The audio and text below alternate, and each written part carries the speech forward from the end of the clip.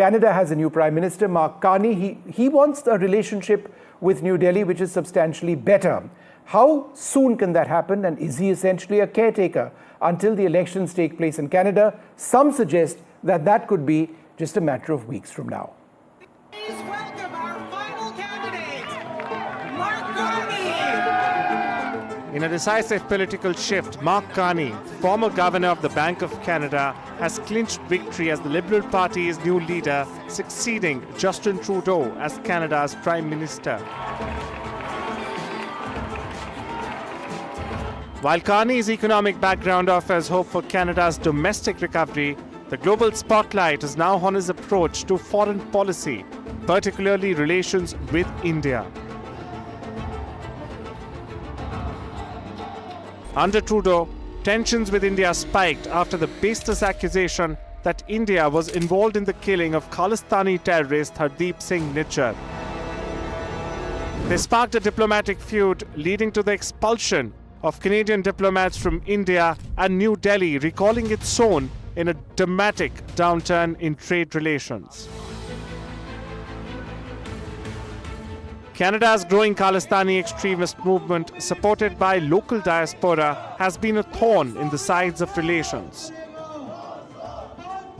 Despite this, Carney has been relatively quiet on the issue, leaving many to wonder if he will take a more pragmatic stand or appease the extremist sympathizers within his own party and allies like Jagmeet Singh.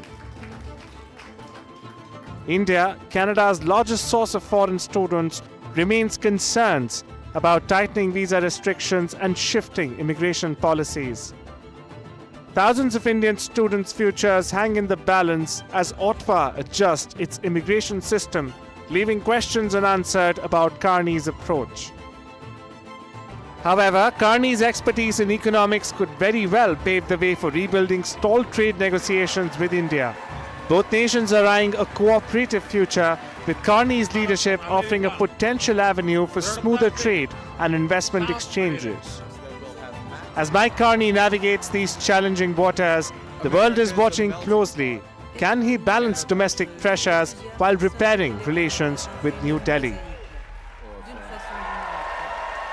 Well, we've got a wonderful guest with us in the studio, Vikas Parup, a brilliant author, but also former High Commissioner of India to Canada. Thank you very much for being with us. Some suggest that Mike Carney is essentially a caretaker at this stage. We know the elections in Canada will have to take place by October. But he's given some positive signals that he wants the relationship to improve. Do you see this as the beginning of that process? Yes, absolutely. I think the departure of Justin Trudeau from the stage does provide us a very good opportunity for a fundamental reset in ties with India. Because as you know, it was Justin Trudeau's weaponization of that allegation on the Nijjar assassination that led to the freeze and bilateral ties, that led to the expulsion of the High Commissioners on both sides. So now with a new leader coming in the Liberal Party, who will be the next Prime Minister of Canada, I think Mark Carney has a real opportunity to reset both diplomatic as well as economic ties with India. Because let's not forget, right now Canada faces an existential threat from Trump, because not just his decision to impose punitive tariffs on Canada, but also his repeatedly stated desire to make Canada the 51st state of America. Right. So that, of course, is his big focus at this stage. But irrespective of who the next Prime Minister of Canada is, whether it's Carney or it's Poilievre, do you believe the relationship will be reset? It just makes sense for them. Absolutely, especially now in the era of Trump, when Canada was overly dependent on the American market. 76% of their exports go to America. 90% of their oil goes to America.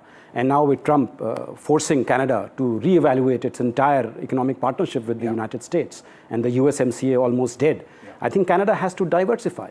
And what better place to diversify than the fastest growing major economy in the world, that is India.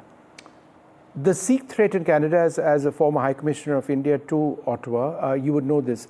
You've got a wonderful Sikh population who has nothing to do with the Khalistani cause, a huge Indo-Canadian population, and then a very small and very vocal pro-Khalistani voice.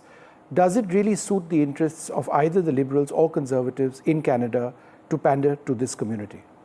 Well, it does not. But you see, the problem is that they constitute a very significant electoral vote bank, because out of the 338 constituencies in Canada's lower house, about 20 are those in which the Sikhs are either in a majority or they are the swing vote. And that is why I think both the Liberals as well as the Conservatives, as well as the NDP, have been pandering to that particular vote bank.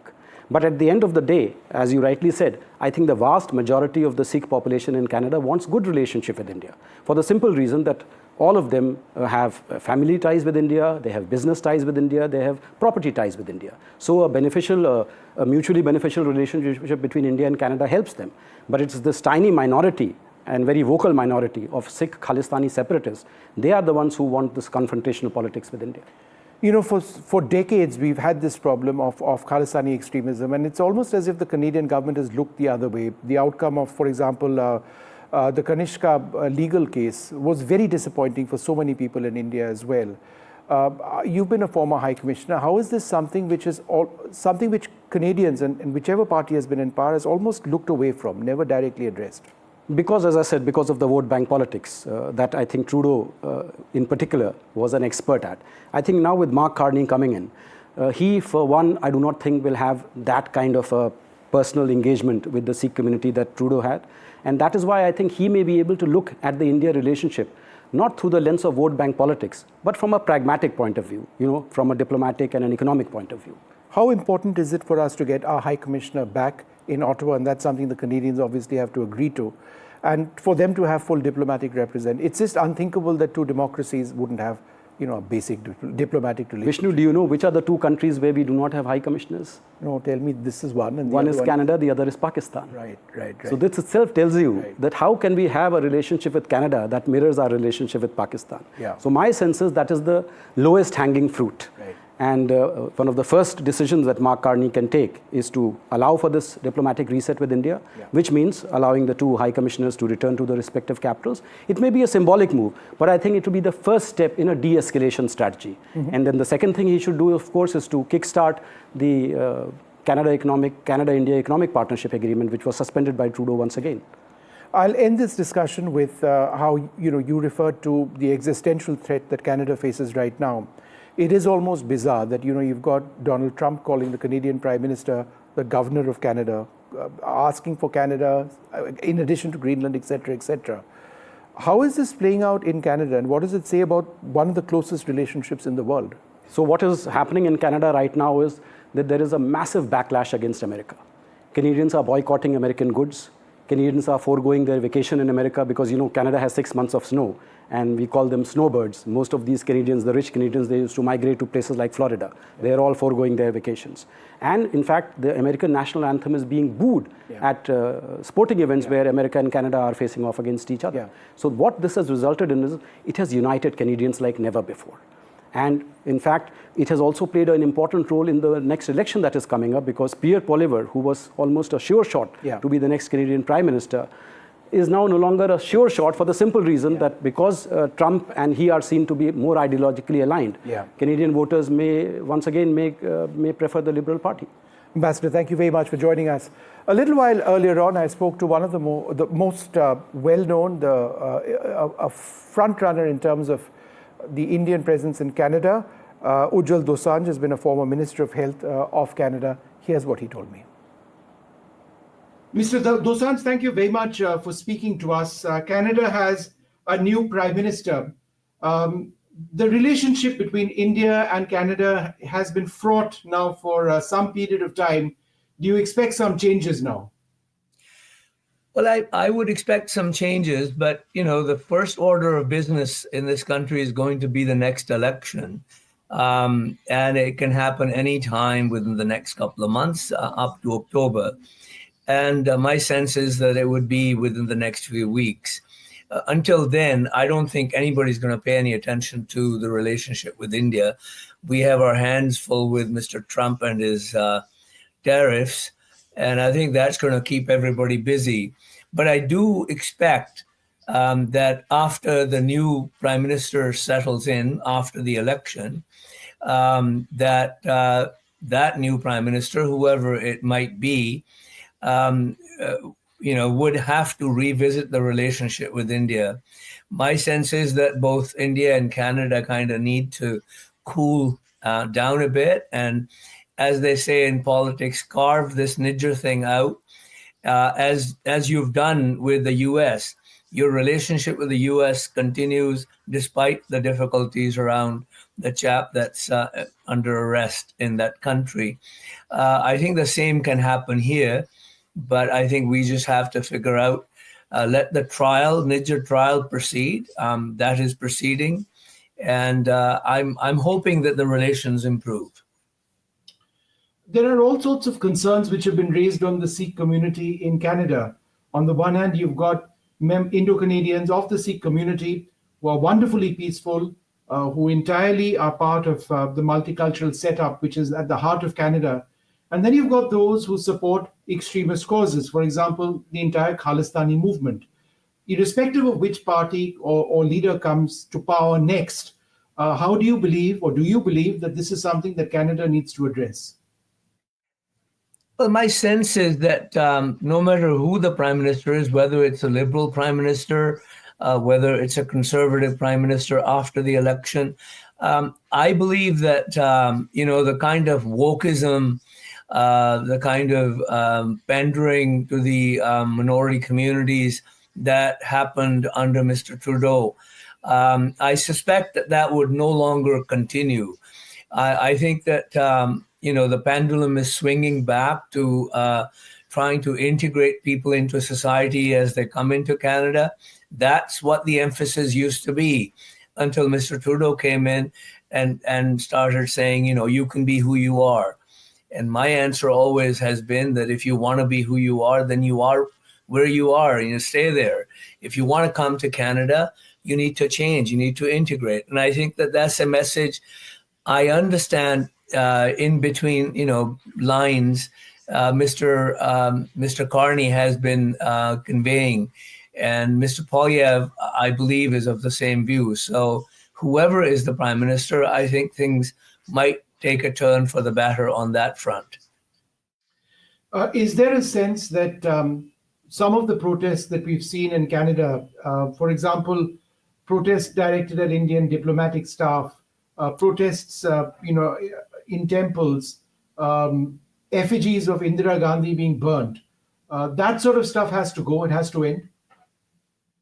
Well, I believe that kind of stuff will slow down and may eventually die out over time. It's not going to happen overnight.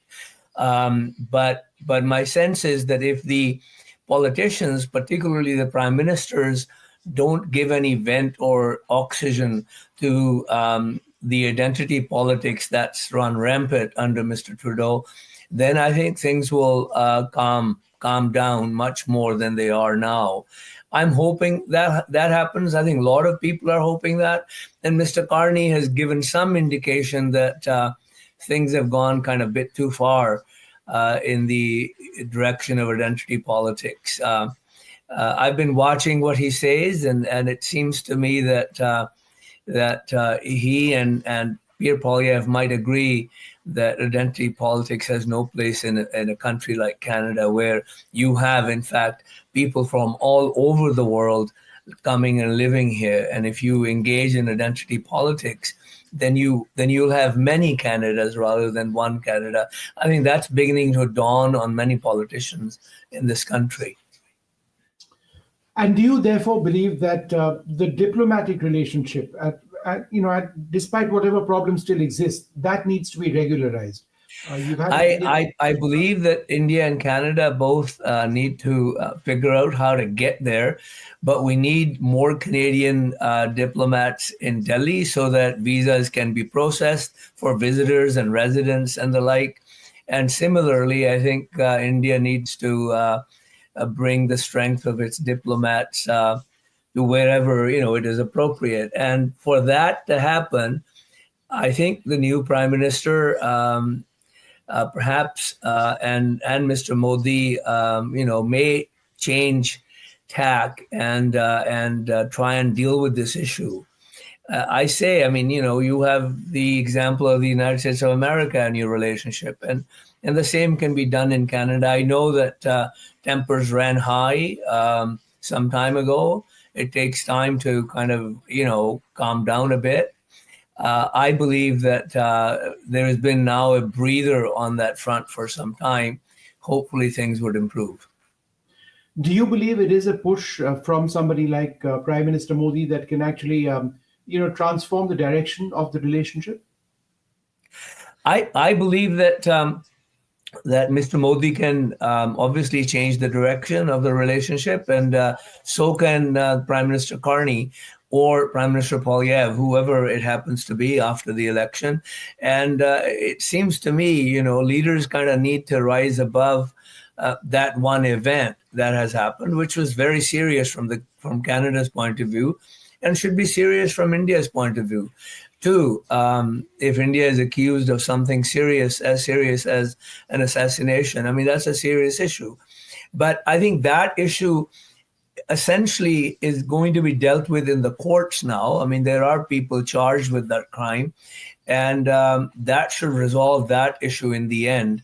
And the evidence is going to be produced in the court. As you know, our system is different. We don't produce evidence as the U.S. does out of their indictments. And therefore, once the evidence is led, the case is resolved. I'm hoping that the relationship is better for the sake of all of the Indo-Canadians that live here and all of the Indians that might want to come and visit. All these decades later, do you still feel shocked or stunned at the verdict in the Kanishka case? Some say that those accused, just got away with literally with murder. Oh, absolutely. I am shocked at the verdict. I was shocked at the crime. I was in Canada. I was actually supposed to be on that flight, and my brother persuaded me to not bring the kids to India in the heat of the summer. But I've met with the families, and I know many of them. It was a terrible tragedy that Canada was unable to successfully investigate or prosecute. And there were many errors on the part of the new CSIS and the RCMP, and they made many mistakes. I think part of the reason was that they didn't have too many Indo-Canadian police officers at that time. They probably didn't have many informants. They didn't know the language. They didn't know the culture. And those aren't excuses. Those are probably the reasons why both the investigation and the prosecution failed. One final question, just looking at what's being seen between Canada and the United States. You've got Trump calling the Canadian Prime Minister a governor. He wants Canada to be a part of the United States. Obviously, that's political rhetoric. There's talk of all these tariffs now as well. Is the relationship between Canada and America perhaps worse than it's ever been? Well, I have been in Canada since 1968. I have never seen the relationship this low. It is at its lowest, at its worst. We always, at the border, Canada-U.S. border, the countries call each other brothers and sisters, and Canadians don't need a visa to go to the U.S. and vice versa. It's an open border, and many Canadians, in thousands, visit the U.S. every year, and vice versa. And I am shocked. I don't believe that it's more than rhetoric. Mr. Trump is doing it for domestic consumption. He loves the camera, loves the spotlight. He's done that all his life. But I think that he really is a very erratic president. And I don't believe that he thinks in the long run. I don't believe he has any long-term vision or principles. I think it's day to day. He wants to see himself on television, so he mouths off things like Governor Trudeau, and he wants to annex Canada. There is no way on this God's green earth that Canada is ever going to be a state of the United States. I can tell you that. Canadians are very proud people. All right, Mr. Dosanjh, thank you very much, sir, for being with us. I appreciate your comments and look forward to talking to you again.